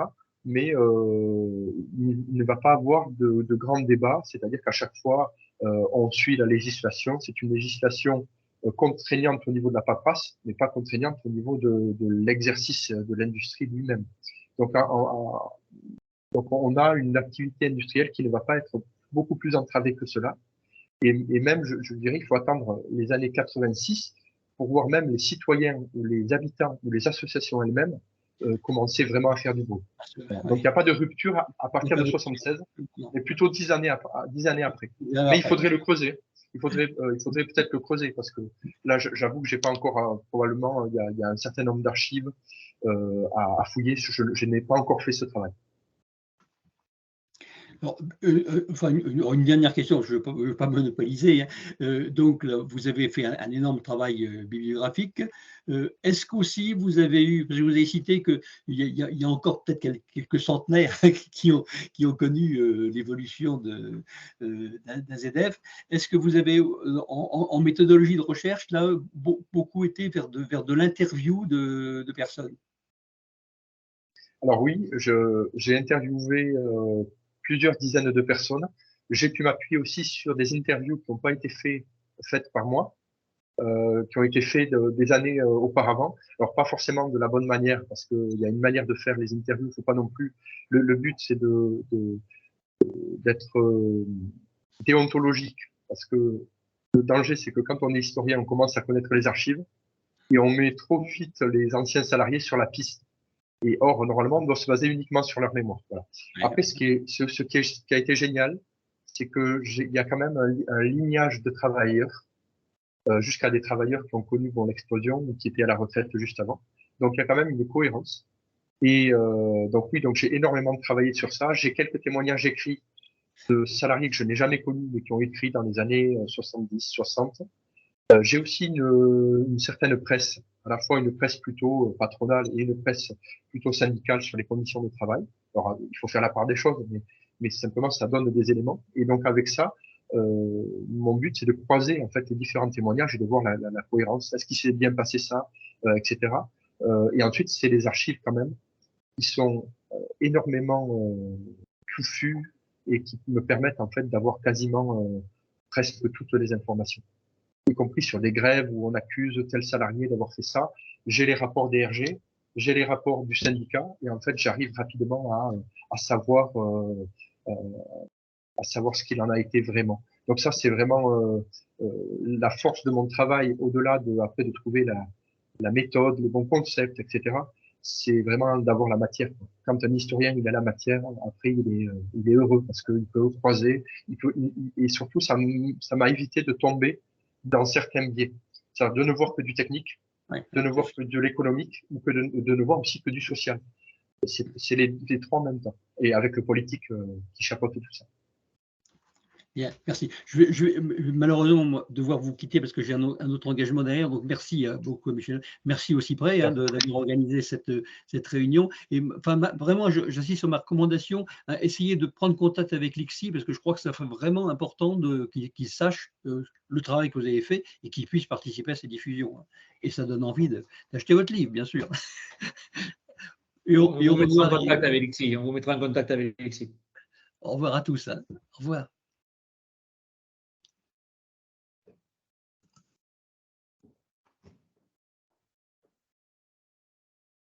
D'autres interventions? Est-ce qu'il y a quelqu'un qui souhaite poser une question ou une remarque? Oui, moi peut-être Clara Duglesi de la FPCNT. Bonjour Michel, bonjour à tout le monde. Donc nous à la FPCNT, on est en train de faire un peu un bilan de la catastrophe AZF dans son impact notamment sur l'aménagement du territoire.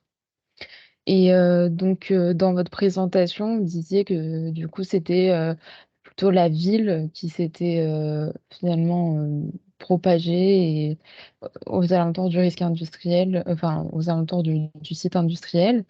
Est-ce que vous avez pu aussi étudier un peu plus amplement cette question-là? Ces constructions, est-ce qu'elles ont été faites de manière un peu non contrôlée? Est-ce qu'il y a eu quand même une planification qui a été prévue? Merci pour votre question. Alors, ce que montrent les archives et les documents, d'ailleurs aisément consultables, notamment aux archives municipales, c'est qu'on a pour une grande part cette colonisation de la ville dans les pourtours du site industriel. C'est fait par planification. Donc il y a eu 2-3 gros projets. Donc le projet surtout du Grand Mirail qui a polarisé, je dirais, quasiment la moitié des territoires colonisés. On a le quartier d'Ampalo qui se fait, je pense, légèrement avant. Et on a ensuite une partie, alors qui ne s'est pas faite de manière anarchique, toujours dans les règles du bâti, mais qui se fait plutôt pour des particuliers et qui correspond au prolongement du Mirail vers la Fourguette. Et ensuite, vous arrivez jusqu'à la frontière avec ce qui deviendra plus tard la base de Francazan, donc route d'Espagne et route de Seix, pour ceux qui connaissent. Donc, on a effectivement des pouvoirs publics qui ont tout simplement qui ont fait cela par nécessité, tout simplement, d'organiser. Toulouse, d'ailleurs, je le précise, c'est la seconde ville la plus étendue de France. C'est quasiment équivalent à Paris en termes de superficie, pas en termes de densité, mais en termes de superficie. On est dans une des villes les plus étalées de France. Et donc, d'où vient ce problème-là? Ça vient du fait que Toulouse, à partir des années 50, devient une des villes les plus attractives proportionnellement au nombre d'habitants. Donc, les édiles ont été tout simplement, se sont trouvés pris de court à devoir concevoir donc des projets urbanistiques et alors ils ont colonisé pas uniquement le sud de la ville, mais donc le sud. Et donc, je rajouterai aussi pourquoi on a colonisé cette partie-là. Aussi, c'est parce que on avait prévu dans ce projet du Grand Mirail de connecter au reste de la ville la cité de Papus. Et la cité de Papus, c'est 900 logements, c'est pas loin de 5000 personnes. Et sur ces 5000 personnes, il y en a environ 2000 qui sont des familles d'anciens travailleurs d'AZF. Donc, à part cette enclave-là, tout le reste, c'est vraiment de la politique urbanistique pilotée depuis la municipalité, pour faire très très simple. Merci. De toute façon, il n'y avait pas de maîtrise d'urbanisation avant la loi risque de 2003. Oui, c'est ça, 2003. Il n'y avait pas de PPRT, donc il n'y avait pas de réglementation sur l'urbanisation autour des risques à ce moment-là. Donc, c'est vrai qu'on pouvait s'approcher. Le bon sens aurait peut-être voulu qu'on évite un peu des zones comme ça. Mais tant qu'il n'y avait pas d'interdiction, tout ce qui n'est pas interdit en France est autorisé, quoi. Donc, il fallait qu'il y ait une interdiction pour qu'on puisse, pour que l'urbanisation s'arrête. Je reviendrai juste sur ce que j'ai montré, le plan Josely de 1929, qui prévoyait au départ une sorte de ceinture verte. Il aurait pu, c'est vrai qu'après coup, a posteriori, on peut se dire, la municipalité avant les années 50 avait encore les moyens de garder, de conserver ce statu quo de ceinture verte. Mais ce statu quo, il va sauter en réalité dès 1947, où on veut doter le personnel d'un quartier ouvrier à proximité de l'usine. Là déjà, vous êtes dans la zone. Mais on aurait pu après garder les autres pourtours comme des zones vertes. Mais il me semble effectivement qu'on a la municipalité et les pouvoirs publics plus largement sont allés à la facilité aussi. Et ont suivi les gros axes. Parce qu'il faut regarder aussi, à Toulouse et dans la plupart des villes, le bâti s'étend autour des axes de circulation. Et vous avez la route d'Espagne, vous avez la route de Seyss, qui sont les deux axes qui vont être principalement colonisés, plus ensuite une autre partie de la ville qui correspond au Grand Mirail aujourd'hui. Mais quand vous êtes à vol d'oiseau, vous êtes sur toute cette zone-là, vous êtes à moins d'1 kilomètre, tout simplement.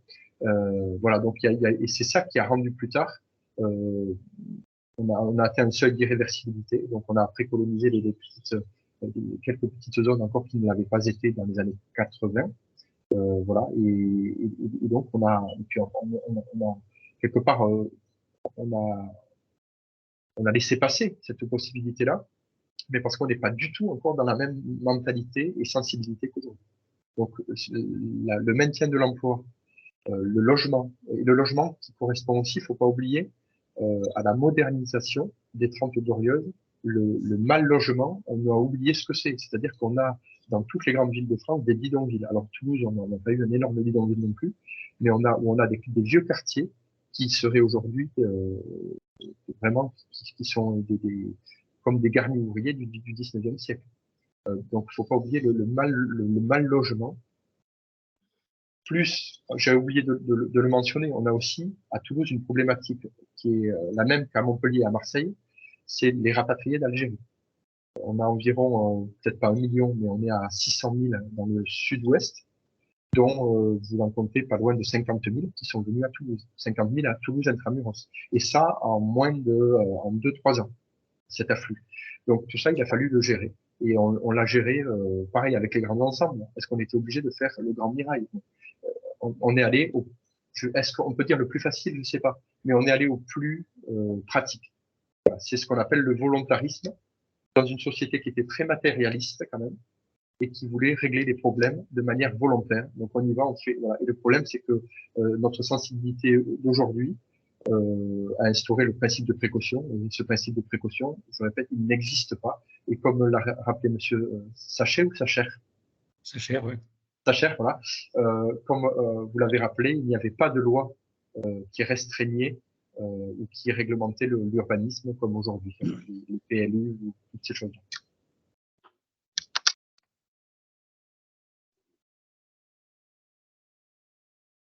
Bien, autre question? Ben écoutez, il est quoi, presque midi. Je trouve que, moi, ça m'a fortement intéressé. Il y a eu des gens qui ont été aussi intéressés. Je pense qu'il est important de promouvoir ça, votre livre d'abord, et puis peut-être cette intervention, parce que ça nous fait réfléchir. Mais je crois qu'il y avait autour de la table, j'allais dire, ou de la caméra, des gens qui ont certainement envie de revenir, rebondir ou réutiliser une partie de ce que vous venez de dire. Et je crois qu'on va tous essayer de promouvoir ça, parce que cette réflexion, cet outil qui va nous permettre d'avoir une meilleure réflexion est, à mon avis, extrêmement utile. Merci en tout cas de votre intervention. Avec grand plaisir. Merci à vous aussi de m'avoir sollicité. C'était une joie de pouvoir faire cette présentation. Vous avez dit tout à l'heure que ça fait un mois que le livre est sorti, mais moi, dès que je l'ai vu, comme je suis un peu du coin là-bas et que j'ai senti l'œuf pourri pendant pas mal du temps pendant mes études, je me suis dit quand même, il faut que ce genre de choses, ça soit promu. Voilà. Alors juste pour l'anecdote, Monsieur Sacher, mes deux parents sont de Castres, donc j'ai une attache très forte à Castres. Alors voilà ce que nous avons en commun. Écoutez, mon frère est encore boulanger à Castres, vous voyez. Ah ben. Merci. Encore merci à tous. Merci pour l'intervention. C'est Pascal Bonifay du 10-13. Et merci, c'était très intéressant. En plus, nous, la plupart du temps, en ce qui concerne mon service, c'est les projets futurs. Mais c'est vrai que de faire un retour dans le passé et de creuser un petit peu l'histoire de certains sites, et nous, sur le secteur, Michel le sait bien, on en a quelques-uns, c'est quelque chose qui va attirer ma curiosité. Je vous remercie encore de votre intervention et aussi prêt pour l'invitation, même si je me suis manifesté un peu tardivement. Moi, je verrais bien ce genre de choses un jour à l'ENSOSP, par exemple, avec des jeunes sapeurs-pompiers en train de se former, là, des capitaines, à dire, regardez, la réflexion sur le passé peut amener des visions très différentes sur l'avenir et sur le métier, en plus, qu'on peut avoir. On va peut-être essayer de faire ça. Tout à fait. Merci beaucoup. Très intéressante vision historique. Moi, j'ai fortement apprécié, puisqu'on a beaucoup de mal à faire comprendre au public que l'implantation des industries, elles se sont faites avec une logique et que c'est souvent la ville qui a phagocyté l'industrie. Et là, c'est extrêmement bien présenté et moi, je suis très sensible à ça. On a eu au niveau national de nombreux cas où les industriels ont juste pu se positionner lors des enquêtes publiques pour essayer d'arrêter des constructions, mais le seul pouvoir qu'on avait, c'était d'intervenir dans l'enquête publique et ça s'arrêtait là avant les PPRT. Typiquement des écoles qui se construisaient dans des périmètres Céveso et des choses comme ça. Et là, on n'avait aucun pouvoir, aucun levier. Donc, et l'histoire malheureusement a fait que ça s'est construit et qu'aujourd'hui, c'est des situations délicates qu'on rencontre. Mais en tant qu'industriel, on n'a absolument aucun pouvoir pour limiter l'approche de la ville au sens maximum, quoi. Voilà. Donc, on a un pouvoir aujourd'hui, peut-être, c'est la culture du risque. Allez, on va finir par là. C'est difficile, mais c'est ça, c'est difficile parce qu'ils ne comprennent pas qu'on mette des barrières. Donc, si on met une barrière, ça veut dire que c'est extrêmement dangereux, mais non, c'est pour protéger. Enfin, voilà, c'est tout ça qui est vraiment très, vous le savez très bien dans la région, où c'est plus que sensible, mais on est confronté et la présentation que vous avez faite est extrêmement intéressante, même pour les maires, comprendre pourquoi on a eu des situations de ce genre-là, ça me semble très perspicace. Merci beaucoup. Et même pour les pouvoirs politiques, justement, sur l'indépendance nationale face à une réalité territoriale, peut-être. Tout à fait. Tout à fait. Voilà. Encore merci beaucoup. Merci à vous. Merci. Bonne fin de journée à tout le monde et puis à la prochaine rencontre thématique. Pour l'instant, je n'ai pas encore de thème pour novembre. Après, si vous avez des suggestions, il n'y a pas de souci. Voilà. Ok. Merci, au revoir à tous. Merci beaucoup, bonne fin de Bonne journée. journée. Merci. Au revoir à Au tout le monde. revoir.